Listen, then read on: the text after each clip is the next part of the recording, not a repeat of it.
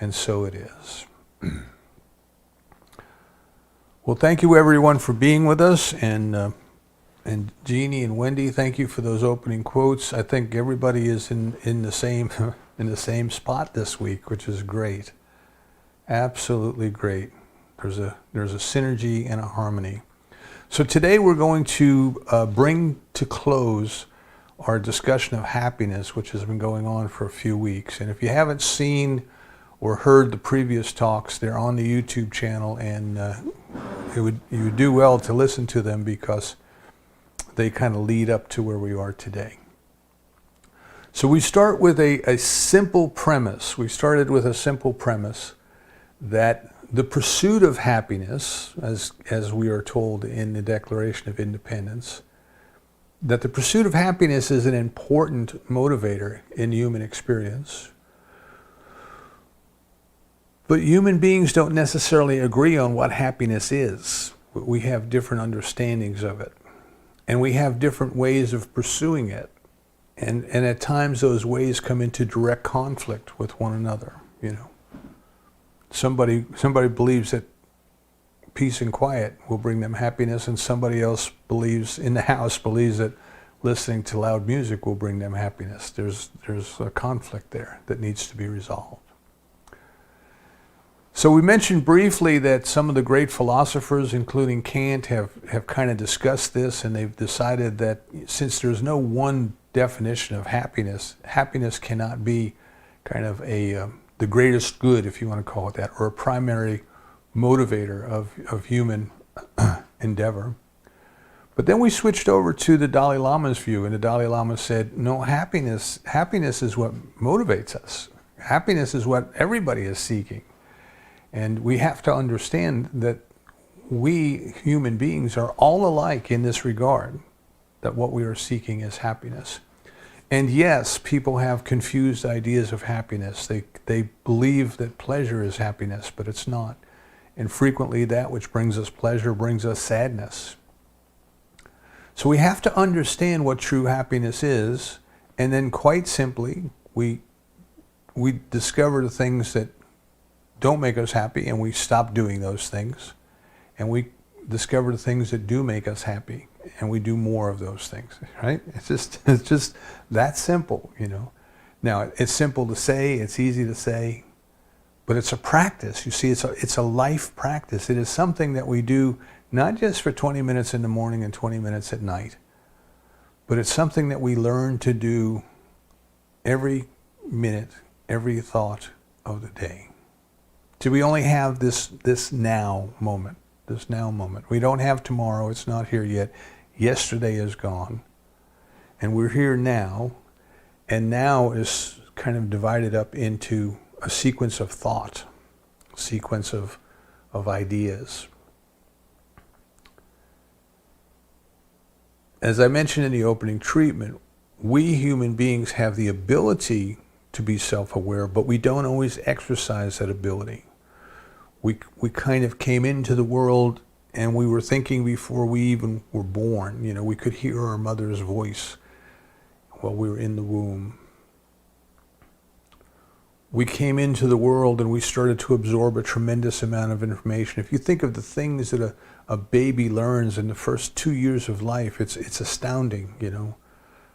You think of how easily they learn a language, and if you and I as an adult went to try to learn a new language, how difficult it would be.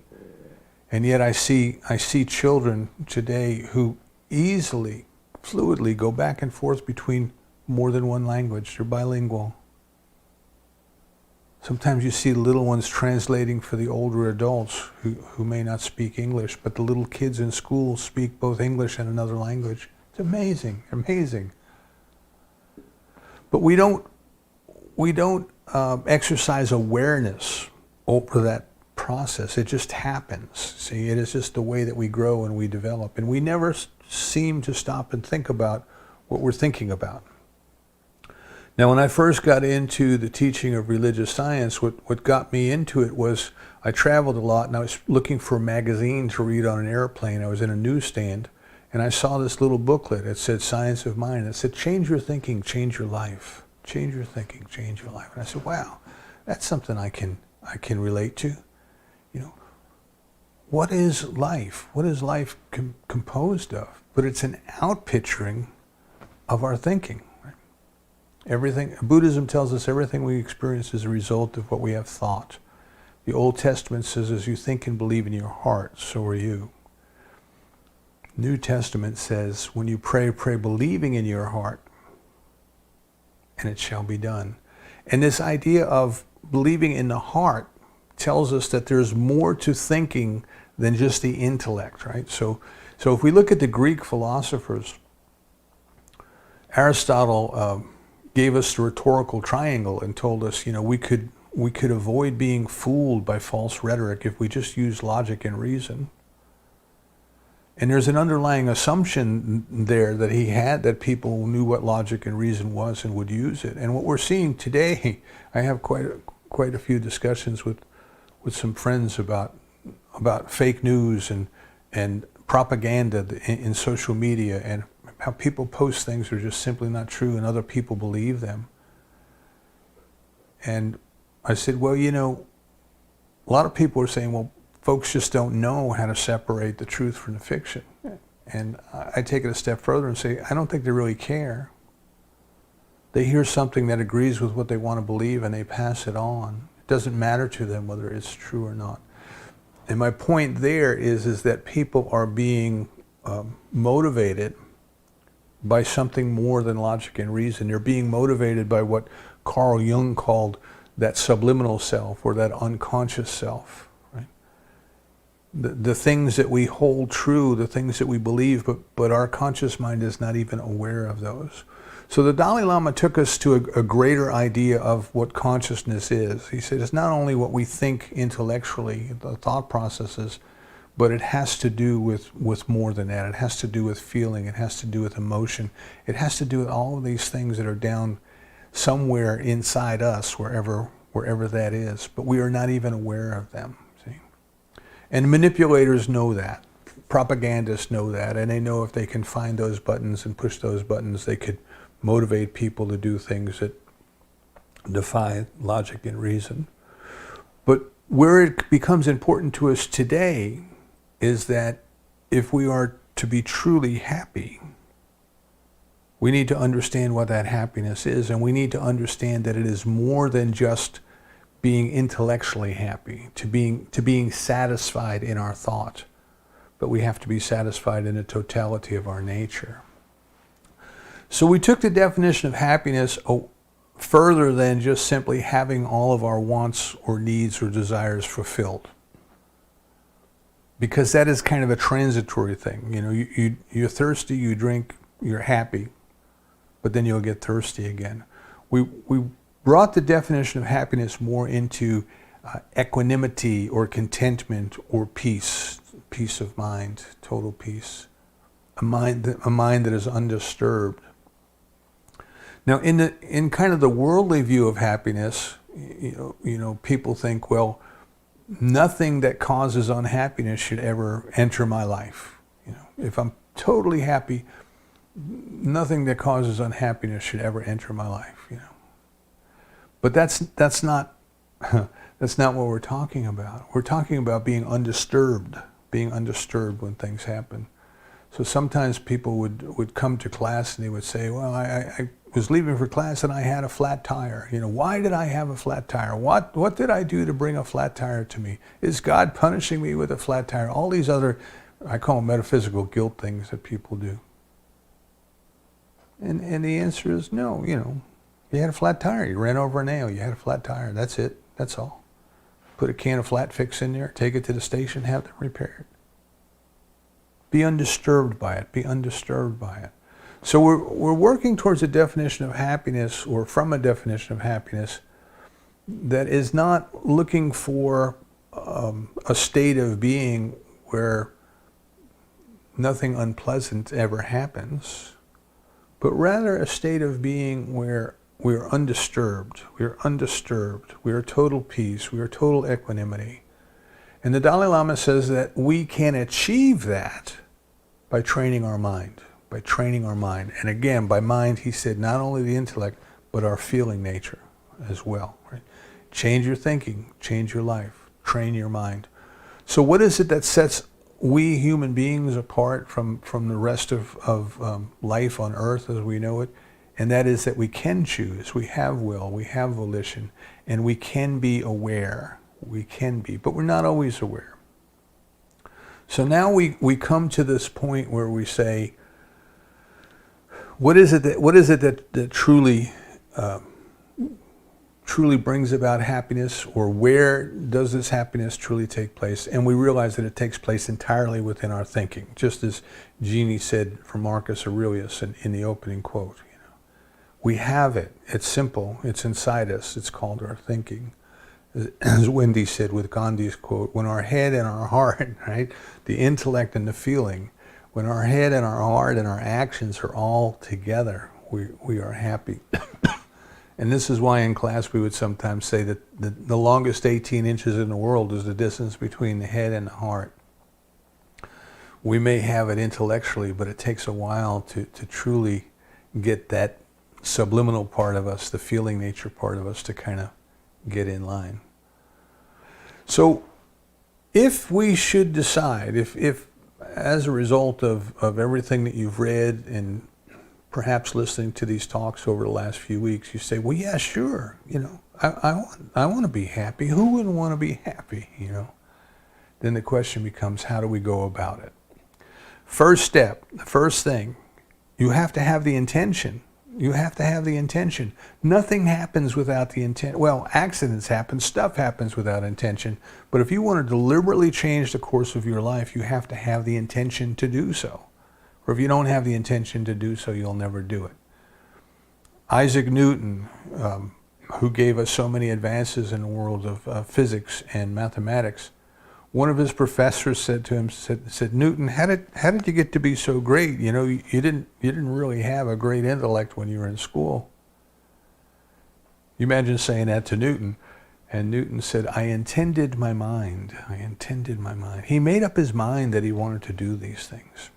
Have you made up your mind to be happy? You remember the quote from Abraham Lincoln? Most people are about as happy as they've made up their mind to be.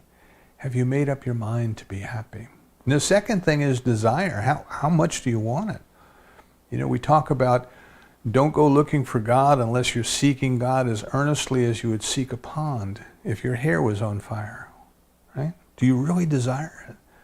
Now this idea of pursuing happiness is just a way of saying that as I do the things that lead to a greater degree of happiness, I am actually growing spiritually.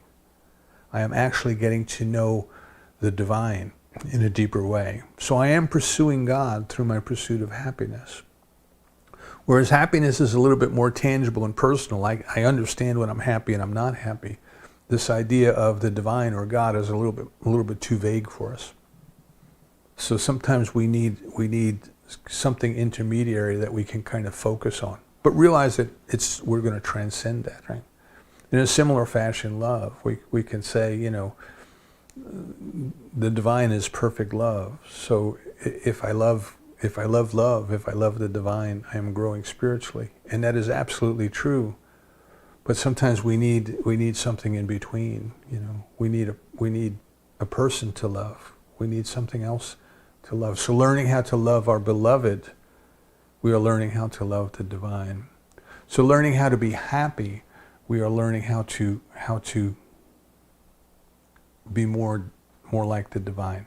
So we have to think that the divine is perfectly content, perfect equanimity, perfectly undisturbed. Remember the book of Revelations, the lake whose water was as smooth as a mirror, right? Perfectly undisturbed. That's the key to this piece. So we say, okay, I have the intention. I really want to be happy according to this definition of happiness of undisturbed equanimity, contentment. I really want that, and I want it a lot. I'm willing to do what it takes, right? And that's important because our life is full of distractions. We have so many other things that we could be doing.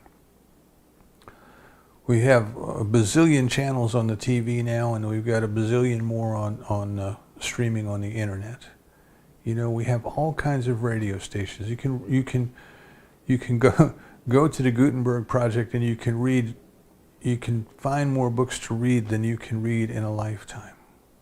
We have all of these things that distract us and take us away.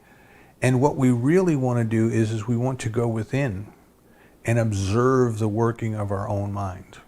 We want to observe that. So we have to make the commitment to do that. We have to decide, this is what I shall do. We intend our mind, this is what I shall do. And then the next step is awareness. We have to become aware. We have to force ourselves to become aware, right? So intention, desire, and now we are at awareness. Now, if you've ever developed a habit that you needed to break, let's say you were driving a car, and over the years you developed a habit that was causing you problems. The one that came to mind is some people, especially the folks in New York, drive with one foot on the gas and one foot on the brake. And if you drive that way, I'm not picking on you. I'm just saying that's not the way we were taught in school. But if you live in a place like New York City where it's stop and go and you only move a few inches, having one foot on the gas and one foot on the brake is a lot quicker than moving one foot back and forth. But sometimes you go down the highway and you see people who are driving for maybe you're with them for 100 miles and their brake lights are on. And they're riding down the highway with one foot on the brake. And of course what that does is gets the brakes hot, the brakes wear out, and it eventually they can get so hot that the car won't stop, right? So this might be a habit. So you imagine they go to the brake shop and they're going to the brake shop every 3 months to get a new set of brakes. And they said to the mechanics, what's wrong? And the mechanic says, well, let's go for a ride together. And they go for a ride. And the mechanic says, hey, you've got your left foot on the brake, you got your right foot on the gas. That's what's going on. You need to break that habit. When we have developed a habit, we sometimes need the awareness to pull us away from it. This is what you're doing, you need to stop doing that kind of thing. If you play a sport, for example, golf, sometimes golfers develop some type of a problem. Let's say the ball is always going off to the left, slicing off to the left, and they have to go back to the golf coach, to the golf pro at the range and say, I don't know what's going on, but every time I hit the ball, it slices way off here, goes way off target. And the golf pro says, well, hit a couple, I'll watch you. And then the golf pro says, I see the problem. It's your grip. You're not holding the club right. So the golfer has, over time, changed the grip. They were not aware of it. It was causing a problem, and they needed the awareness. They needed the pro to come back and tell them. So we have to be aware of what is going on in the only thing that we can control, which is our consciousness, our thought. And I dare say that most of us have gone through most of our lives not aware of what we were thinking. Thinking was occurring, there was chatter going on. In the Zen traditions, they talk about the monkey mind. Chatter going on, the monkey mind chattering away, thoughts are going here, thoughts are going there. We're doing one thing, and our mind is 1,000 miles away.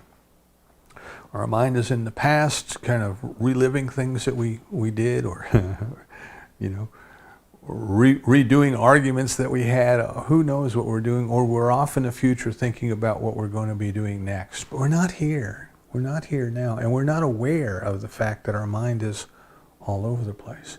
Now, if we are to change our thinking, we must be aware of our thinking. Right? That makes sense. We have to be aware of what's going on so that we can decide what to change. Just like the golfer who has to learn to change their grip, or the driver who has to learn to not ride the brake. We must be aware of that. And that takes practice, you see, that takes practice. So this is why we were talking about there's a meditation bell, a mindfulness bell. There's an app that you can put on your phone, and you can set it for whatever interval you want, 15 minutes, 30 minutes. And every 15 minutes or 30 minutes, it gives you a gentle reminder. It gives you a little gong. And when that goes off, you can do several things. You can just stop and bring yourself right back to here and now. In mindfulness breathing, we are taught, just be aware. As I breathe in, I am aware that I am breathing in. As I breathe out, I am aware that I am breathing out. And that kind of, Thich Nhat Hanh calls it coming home to our bodies, coming home. But what happens when we do that is we also become aware of what we were just thinking. What was just going on? Where was our mind? What was just happening? And this helps to create the awareness of, well, gee, my mind was way off over here, or my mind was thinking about that story that I just heard on the news, on the radio, or whatever. And that gives us the opportunity to say, but is that what I want to be spending my time thinking about? You know, we have 24 hours in the day. It's broken up into a sequence of thoughts. And here are my thoughts, running all over the place. As Osho said, it's like your mind is like a stray dog and you follow it. Excuse me, I'm going to get a drink of water.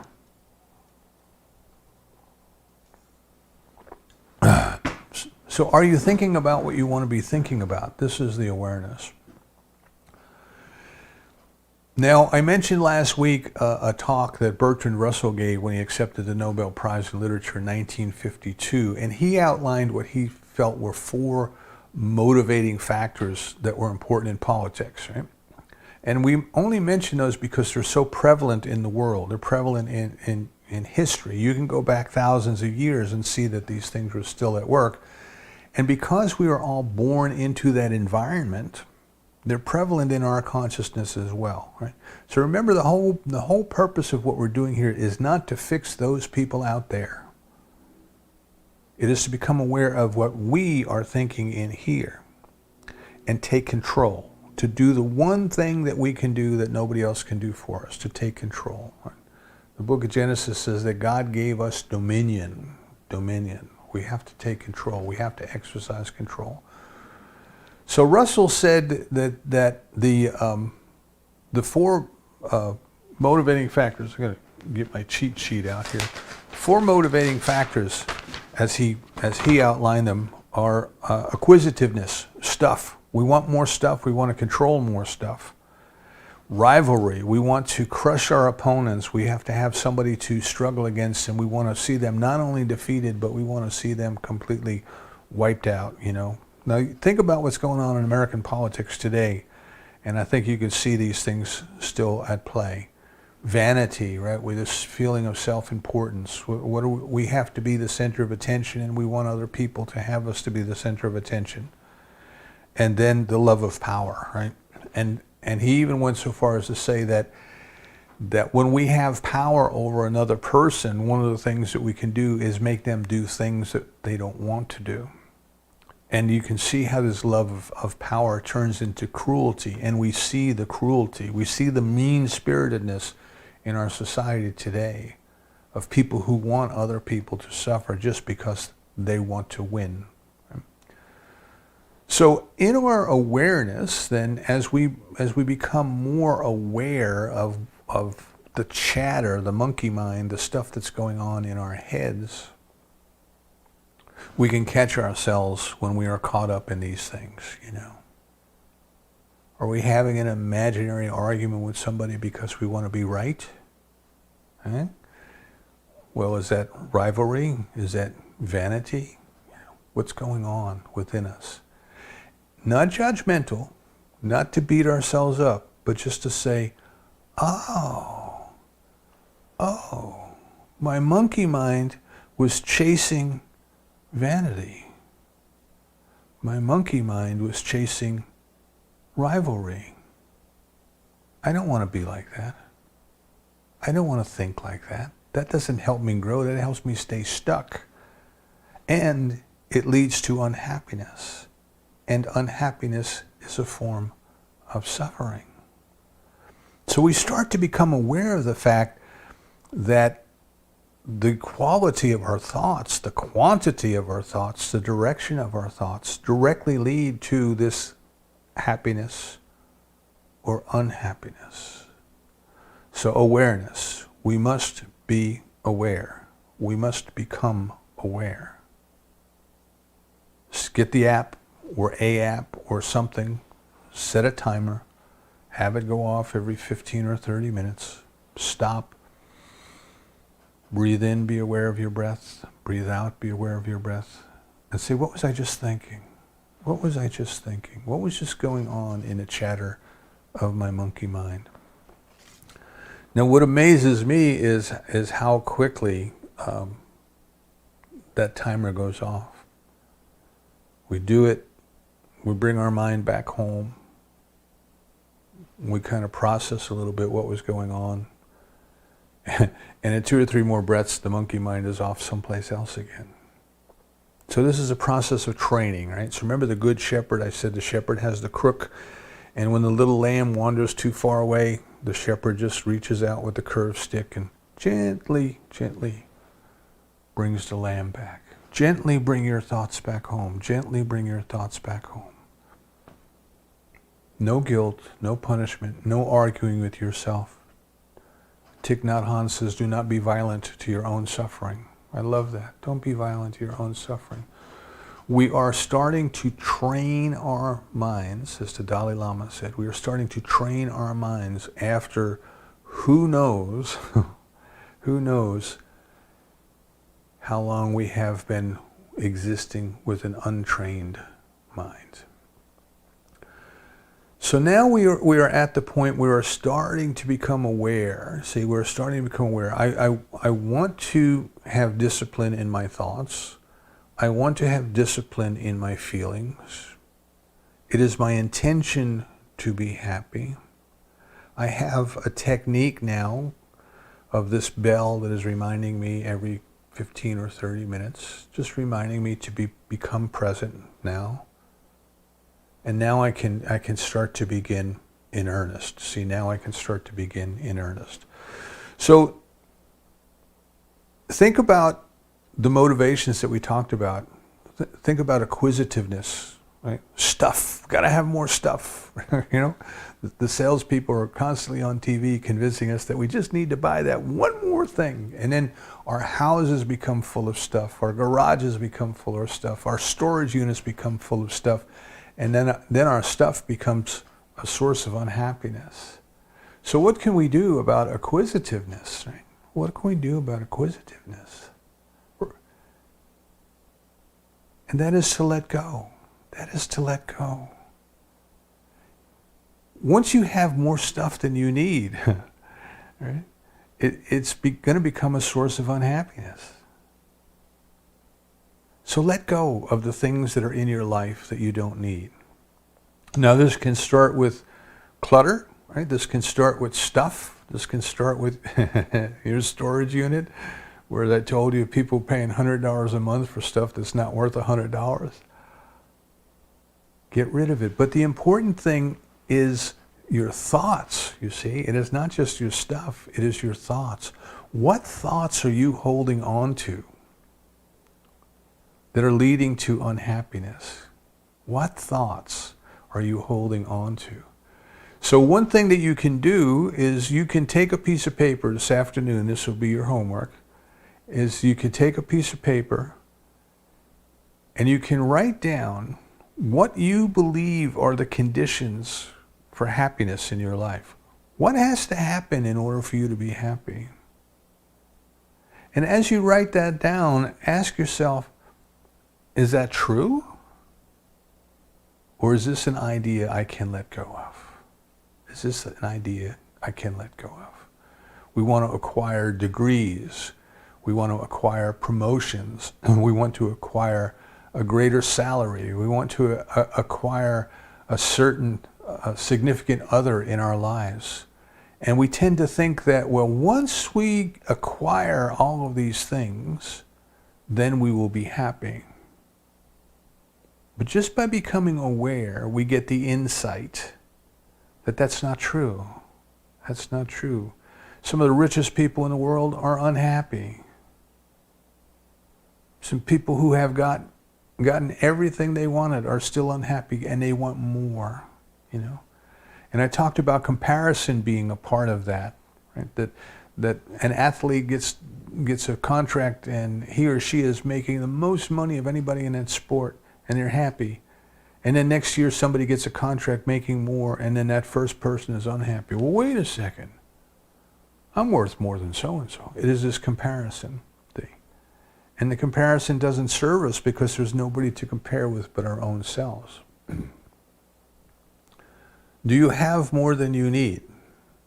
Are you holding on to thoughts that you don't need to hold on to? Are you holding on to people that you don't need to hold on to? Learn to let go. Now, one of the ways to learn to let go is by contemplating the impermanence of life. Impermanence. I've mentioned that some of the monks in some of the traditions would go to the cremation grounds where the bodies were burned, and they would sit for days and they would just meditate on the burning bodies. And that was to help them become aware of the impermanence of life. The impermanence of life. Everything that you're holding on to is going to turn to dust someday. Your body is going to turn to dust someday. All of the people that you may be holding on to, or you're holding grudges against, or you think you need, and they're all going to turn to dust someday.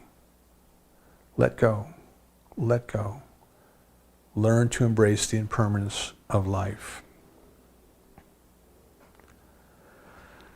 Now, another thing that we can do is once we start to become aware of this activity of the monkey mind, we are aware that there are positive seeds and negative seeds, Thich Nhat Hanh calls it, And once we become aware of these, then what we can do is we can nurture the positive seeds. So we might, for example, find that as we breathe in, the bell goes off and we breathe in and we become aware of what we were thinking. We might become aware of, say, vanity. We might become aware of vanity. That our mind was engaged in some fictitious dialogue in which we were trying to prove our own importance. Well, the vanity, you would say, is a negative seed. And what had been happening was a negative seed has emerged. Well, what's the opposite? See, what's the opposite of vanity? What is the positive seed? We might say compassion. Compassion. Rather than struggle against other people in order to make ourselves feel good, can we be compassionate? Can we recognize that each and every other person is a human being? That each and every other person seeks to be happy? Each and every other person seeks to be loved. And can we wish them that true happiness? Can we be happy for them in their success, even if we have not been successful in the same endeavor? Rather than being involved in ideas of separation and struggle and competitiveness and rivalry, can we simply learn to love? To love. To see the unity in all persons. To see the unity in all things. So we can water those seeds. We can nurture those seeds of the positive traits. We can do that in our daily practice. We can do that in our periods of meditation, We can focus on compassion. We can focus on loving kindness. We can focus on joy. We can focus on happiness. We can focus on selfless service. So what are the things that you want to see more of in your life? What are the things you want to let go of? Find the opposite of the thing you want to let go of and water it. Right? Nurture it. Let it grow. We can find the seeds of joy and happiness within us all the time, but we don't usually see those things because our mind is someplace else. Our mind is off engaged in solving problems that we haven't even encountered yet, Or our mind is back in the past trying to redo things that we wish we had done differently. Be here now. Be here now. Come to the now. What are all the reasons that we have right now to be excited, to be glad, to be joyful?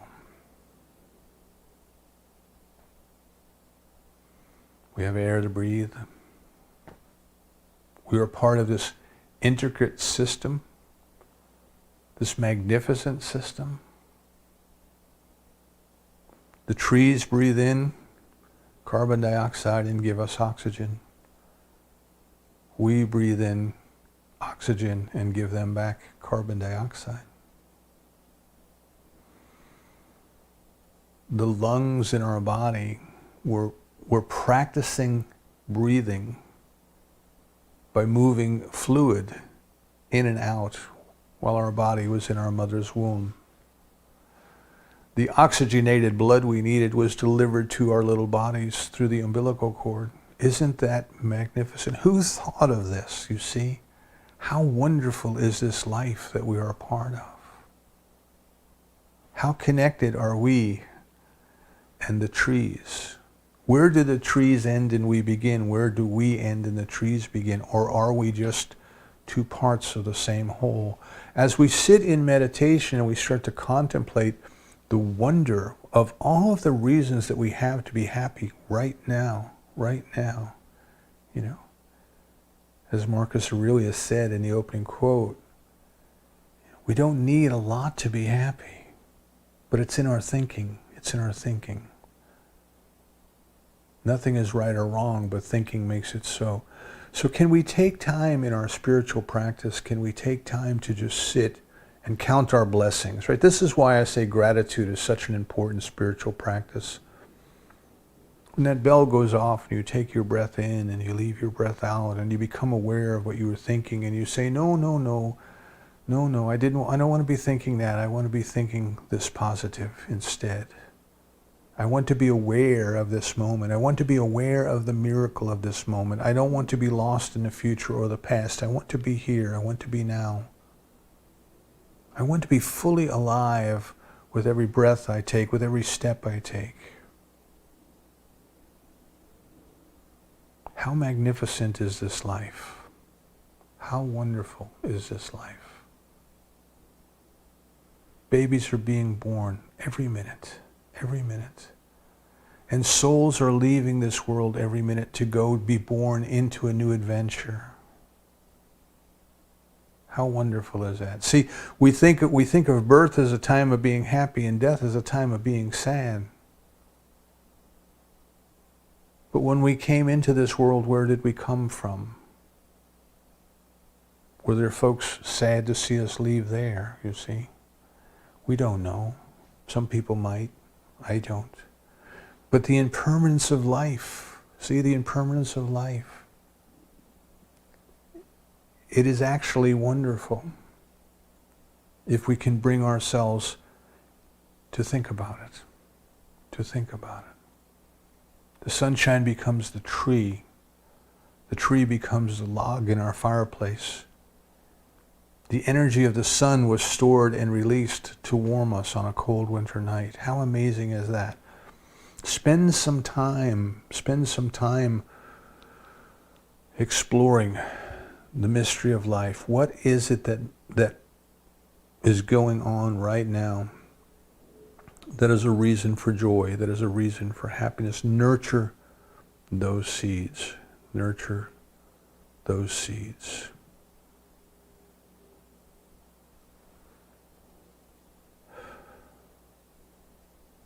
One of the things that we have to develop, one of the things that we have to be aware of, is to keep our mind on the things we want, right? So change your mind and keep it changed is one of the things that we say. Keep your mind on the things you want and off the things you don't want is another way of saying it. And Emmett Fox said, turn entirely to God. Turn entirely to God. Turn away from the problems. Turn entirely to God. The New Testament says, turn away from appearances, but judge with the righteous judgment. All of this awareness and intention and awareness and nurturing seeds and all of those things require us to concentrate. To concentrate. You've often heard me say, when I was a Boy Scout, we learned how to make a fire with a magnifying glass in the sun. But in order to do so, you have to focus the rays of the sun on the kindling, and you have to keep the glass steady. If you are constantly moving the glass all over the place, nothing will happen. In our spiritual growth, then, we concentrate, you see. We learn to concentrate. We learn to be here. We learn to be here now, and we learn to bring our attention to a place and keep it there. And Viktor Frankl said he learned to be happy even in Auschwitz, even knowing that he was likely to go to the gas chamber. He said nobody could take away his ability to be happy. They could take away his body, they could take away his human life, but they could not take away his ability to be happy.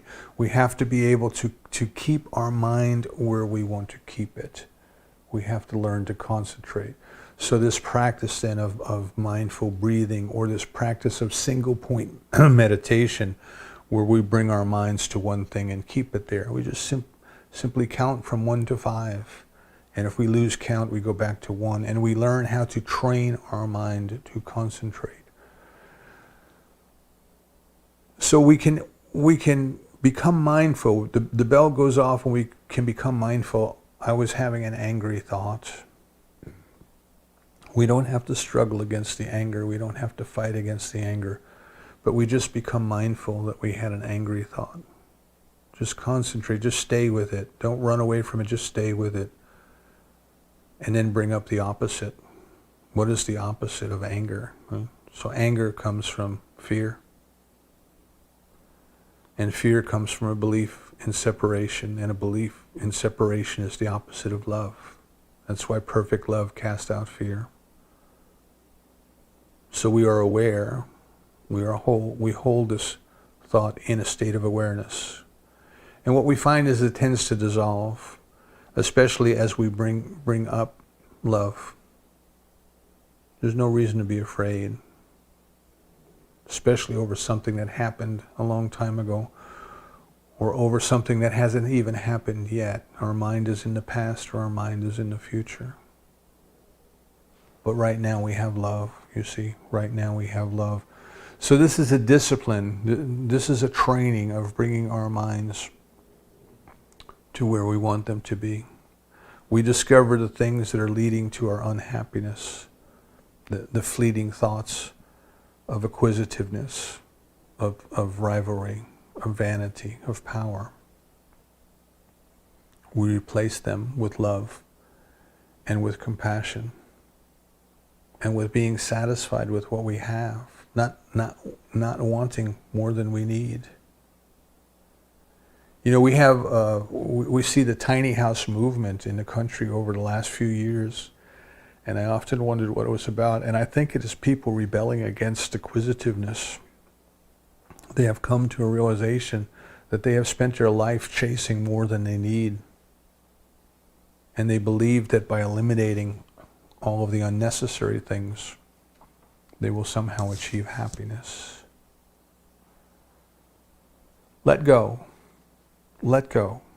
What is it you have to let go of? And what all of this leads to,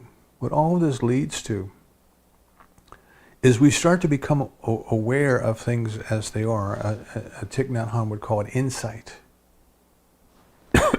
We start to get insights into the reason that things were and into the way that things really are.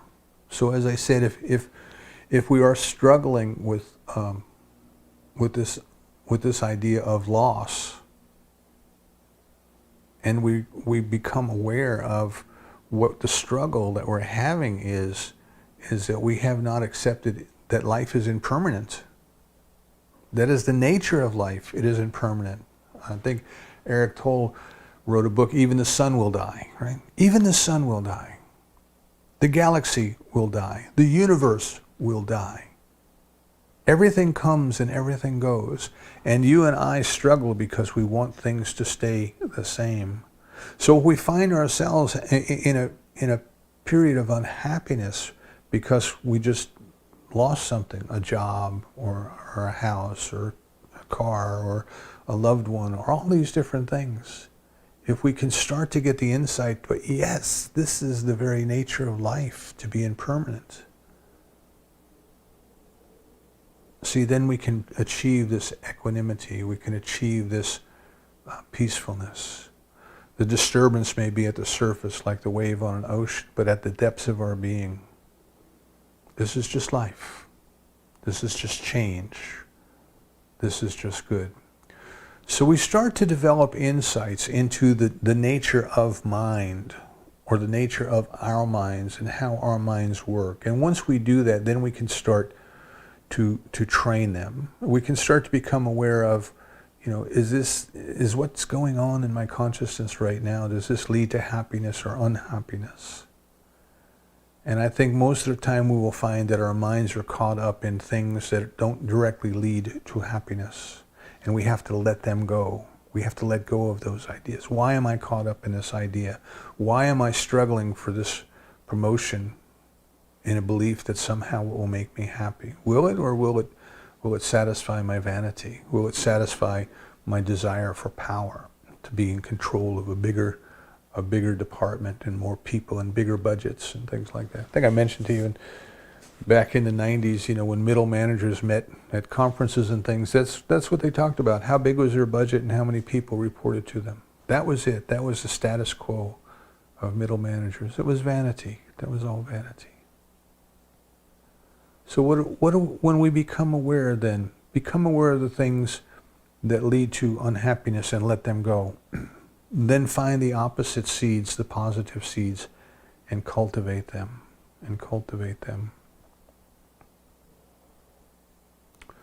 Learn how to train ourselves to be aware, to be mindful all of the time. Learn how to concentrate. Learn how to gain insight.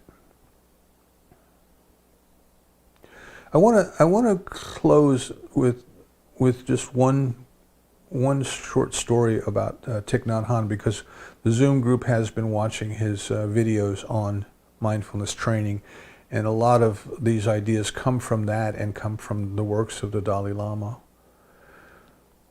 But I want to kind of tell this one story that we used to have a tape that we showed at the center, and it was on Thich Nhat Hanh and some of the retreats that he held in the United States for American servicemen. And these were men who had been in Vietnam and who were suffering from their experiences in Vietnam. And you have to kind of look at this man, Thich Nhat Hanh, who was a Vietnamese monk. He lived in Vietnam during the war. He was there when the very soldiers that he came to this country to help, he was there when these very soldiers were making war against their country and dropping bombs on their villages. But out of loving kindness, he felt to come to the United States and help these men, because they too were suffering, you see. They too were suffering. This is compassion. This is taking what could have been a seed of unhappiness, of anger and of hatred and of rivalry and revenge, and turned it into a positive seed of compassion. These people are suffering too. I mentioned this once before, it just popped into my head, but many years ago there was a horrible incident in an Amish community, I think Pennsylvania or Ohio, where a man who was, I guess, insane, went into a school and killed some children. And I believe he killed himself, or the police killed him, but I believe he killed himself. And the community went to his funeral to comfort his widow, because she had suffered loss too. What a tremendous act of compassion. This man had taken the lives of some of their children. And yes, they grieved, but they were thoughtful enough to go visit this wife and be compassionate towards her and her children, because they too suffered a loss. Thich Nhat Hanh came to this country because our men were suffering from what they had done and what they had seen, and he held these retreats. So the video kind of focused on the 3-day retreat and the people who were there. We used to show this at the center and to evoke discussion about compassion and about living the teaching. And during the filming of the documentary, the filmmaker was very good, and they kept bringing into the story a man who was always on the periphery of what was going on. So everybody would be in a room, and they would be having a discussion, or they would be having a meditation, and this man would be off at some distance. And the filmmaker kept making us aware of that by swinging the camera to him, by showing the expressions on his face. And Thich Nhat Hanh realized that this man was troubled. He was suffering. So after a few days, he sought the man out and took him to a bench and sat down. I'm going to cry when I tell this, because I always do. And he asked the man what was going on. And the man had been a combat soldier, a rifleman. His unit was approaching a village, and they came under fire, and they returned the fire. And he saw something move, something run from the village and take cover in bushes that were not too distant in front of him. And he thought it was an enemy soldier who was taking up a position to fire upon his unit. So he fired into the bushes, and the movement stopped.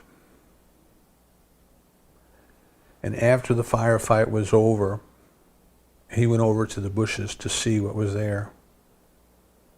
And he found the bodies of 4 young girls, children. They weren't enemy soldiers coming to attack. They were children who were hiding, who were trying to get out of harm's way.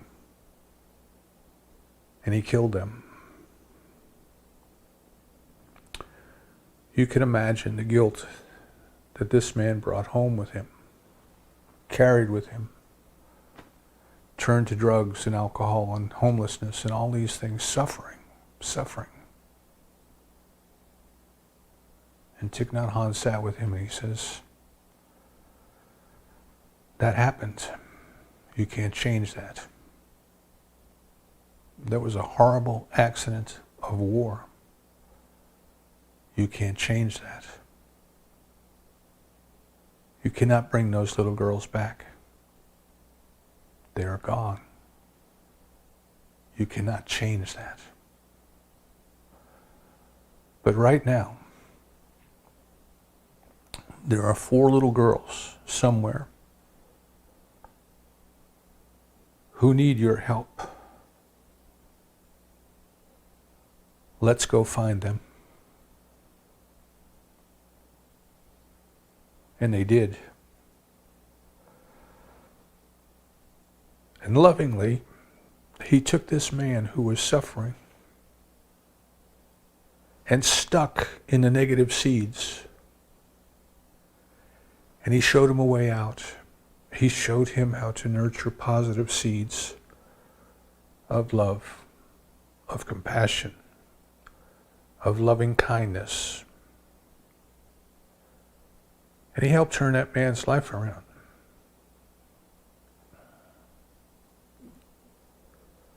We can become aware of the negative things, the negative seeds, the chatter in our minds.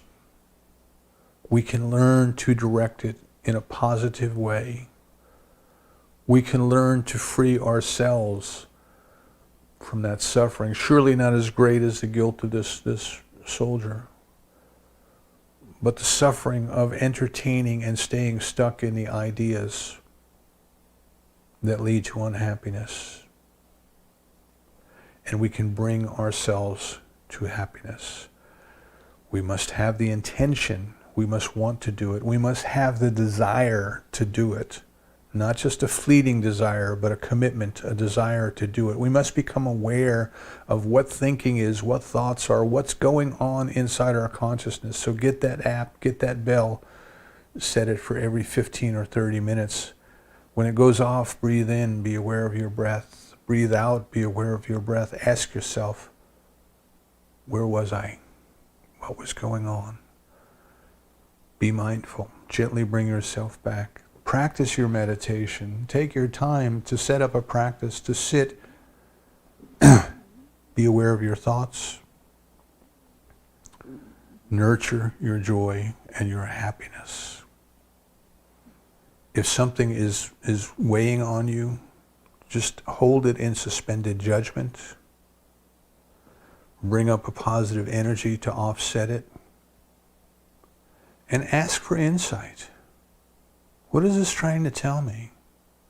What is the gift in here that I need to accept so I can move on?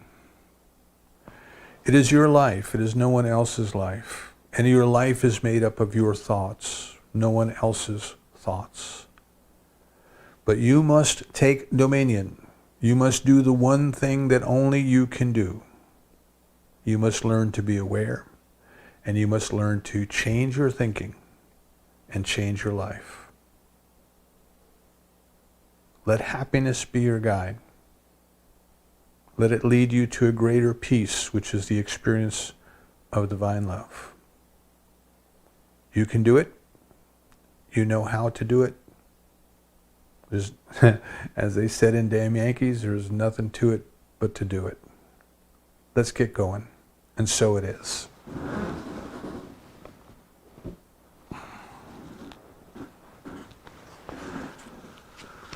Alrighty.